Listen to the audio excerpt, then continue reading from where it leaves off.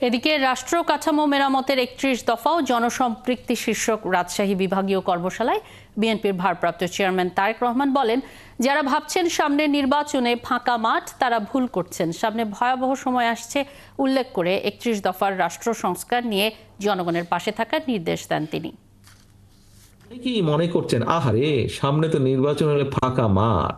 দয়া করে এই ভুলটা করবেন না। যারা ভাবছেন যে সামনে তো ফাঁকা, বিশ্বাস করুন, সামনে একটি অসম্ভব শক্তিশালী অদৃশ্য দাওয়াল আপনার জন্য অপেক্ষা করছে, যেটি ভেদ করে যেতে খুব কষ্ট হবে। কাজে কেয়ারফুল, এখন থেকে সাবধান হতে হবে।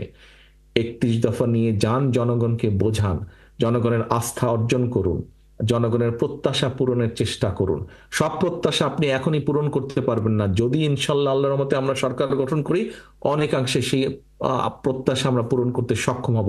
কিন্তু সেটির জন্য জনগণ যাতে আপনার আস্থা রাখে, জনগণ যাতে আপনার প্রতি ধৈর্য ধারণ করে, সেই জন্যই আপনাকে সেইভাবে ভূমিকা পালন করতে হবে।